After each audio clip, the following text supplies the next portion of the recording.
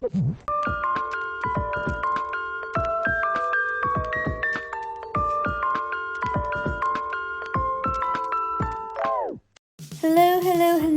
and welcome back to an important update video. This video will be covering Tattoo Crew season finale, the next series I'll be releasing, a minor update for Little Vigilante, and a huge, earth-shattering update for Ambitions. As you may know, Tattoo Crew Season 1 just came to a close.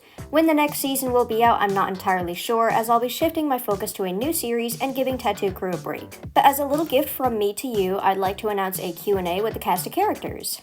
Now, in my old series Q&As, I made the very stupid and boring decision to have you ask the actors questions. Meaning, you weren't asking Melody from Camp Riverwood about herself to learn more about the character. No. You were asking the LPS dachshund that plays Melody questions about herself and how she felt playing the role. I find that really dumb. It's such a wasted opportunity for your audience to get to know the characters better. So this time around, my series Q&As will actually be focusing on the characters themselves. This means you can ask Judy, Dylan, Sherbet, Penelope, Francis, Chloe, and April questions about who they are, their past, their hobbies, their favorite things, their pet peeves, and everything in between. Anything that comes to mind that you'd like to know about the characters, feel free to leave in the comments for a future Tattoo Crew Q&A. The only exception is if you ask something I'd rather cover in the series instead of potentially spoiling in a more casual video, which is why I'm excluding Clayton from this one. You'll learn more about him once Season 2 releases.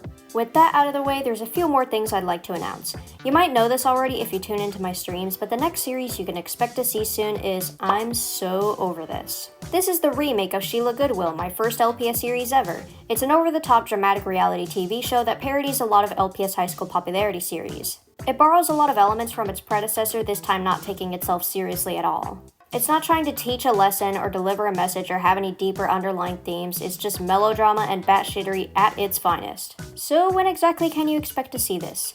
Well, the first thing you can look forward to is a video introducing all the characters so you can get to know them more, similar to what I did with Tattoo Crew. As it currently stands, I still have to craft quite a few sets and revise some bits of Season 1 script. This series is pretty ambitious as I'm taking on a new format I haven't done before with it parodying reality TV shows. Tattoo Crew was just a warm-up. Now it's time for real shit.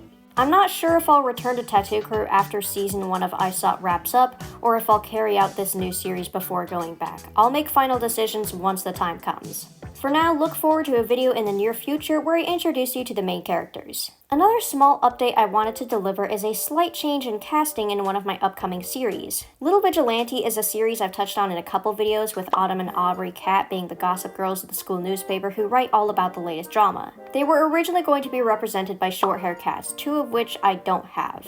I decided it's best if I recast them. Big fives are already expensive as is, and buying new LPS to represent characters when I already have plenty in my collection seems like a waste. On top of that, I already have a trillion dog and cat characters, and there's so many different LPS I'd like represented more in my series. So I settled on a couple duplicates in my collection to represent these mischievous twins. Say hello to the new Autumn and Aubrey Pig. Their last names remained as simple as ever. And now for the last major series update I wanted to deliver. I'm not even going to be making this series anytime soon. It'll probably be the fourth one I create, with Little Vigilante being the third I plan to launch after I find a stopping point with ISOT.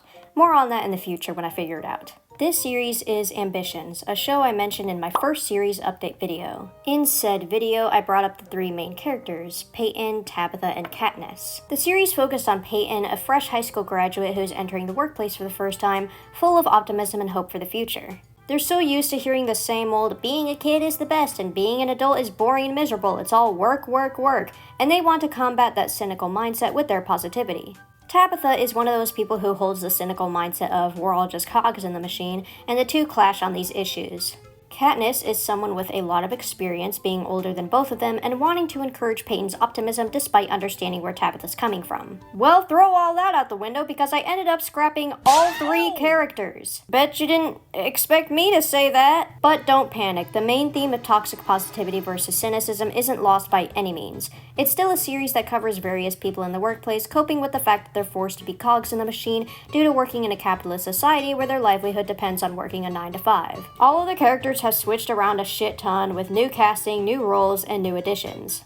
I recently made a video called 10 Types of Employees that showed off these characters, and hey, even though that video is now outdated, I kind of figured that would happen as I made progress in the series. It still serves its purpose as a 10 type skit. You may remember some details regarding the characters in that video, and while some of them still hold true, there are a lot of changes. So here's a quick little summary of all the things I changed. The series no longer takes place in a pizza restaurant, so I guess the set I made for it can just be used casually in any of my videos. Now the characters work a typical 9-to-5 office job complete with cubicles and phone calls and boring meetings that could have been an email and conversing by the water cooler. I'm not dead set on what their actual job is, but I'll figure it out. Erin is now the main character and doesn't exactly represent the gossip of the workplace like she used to. She's an ambitious egotist who's desperate to climb the corporate ladder and bases her self-worth entirely on her work ethic and is very unhealthily invested in hustle culture. She embraces a lot of toxic positivity, always focusing on working hard and moving forward, paying no mind to her emotions or vulnerabilities or taking breaks. She doesn't have any time for that. She needs to focus on pushing herself to the fullest and being the best employee her boss has ever seen. Marco is now the main antagonist and will no longer be played by this chinchilla. He will now be played by this turtle that I just bought recently in order to play this role. Marco stands directly in Erin's way when it comes to climbing the corporate ladder, as their boss is Marco's dad, giving him the promotion that Erin was after. Marco did nothing to earn this position. They simply had their career handed to them on a silver platter due to their father pulling some strings. Since his dad has been holding his hand through his whole life, Marco's given up on any real ambitions. There's no point in trying or putting in an effort if their dad is just gonna have everything done for them. Erin and Marco clash on their fundamental beliefs, with Erin believing hard work will always pay off, versus Marco thinking none of it matters and there's no point to working hard. Those are the key characters, but there are some other changes. Marley, Reese, and Melissa are pretty much the same. Chase got scrapped. He did not have a character. Grace was changed to a horse and maintains her doormat tendencies and a slight habit of gossip. The bulldog, who was previously the manager, now plays a new character as a very aggressive, brawn-over-brains co-worker named Keaton. We have another new character named Connie, originally from Sheila Goodwill, now being used as a sweet old granny who came out of retirement to continue working due to loneliness. And finally, our last two new characters, Oscar, who's a literal mob boss, and one of his goons, Carlos. I will not be elaborating for now, it just exists for the funnies. Hold on, a mob boss? A grandma that quit retirement? A doormat who's been walked all over and has a habit of gossiping? Wait a minute. Allison! Yeah? Did you just copy some of your favorite managers from Toontown Corporate Clash and OCify them for your LPS series, and that's why you scrapped a bunch of previous characters because you got new exciting ones to fulfill their purpose? Maybe. Okay, yeah, a lot of them are just carbon copies of pre-existing characters for now, but I swear they'll become their own thing over time. I'm using my favorite characters as a foundation for these guys, and I'll be developing them more later on when the series actually becomes a priority. I have such a strong attachment to my faves, and I want to make them my own, giving them a story where they can truly flourish and I can really explore the vision I've had for years now. And I figured Ambitions was a perfect series for that. It already focuses on the hardships of being a cog in the machine, so it's a great opportunity for me to apply my ideas. That's why the previous main characters were ultimately scrapped. Erin and Marco will already be exploring that theme of toxic positivity versus cynicism, while also being more interesting in my opinion. Plus, in 10 Types of Employees, Erin and Grace were gossiping and bonding and seemed to get along very well. The pieces for Lesbian Firesetter were here all along. Anyway, despite my excitement for this project, it still isn't a priority. I just figured it was worth updating you all since it changed so drastically. As of now, the Tattoo Crew Q&A and ISOT will be taking priority, and you can expect to see more updates on those. Thanks for joining me, thanks for listening, and I hope you're looking forward to future projects. Have a good one.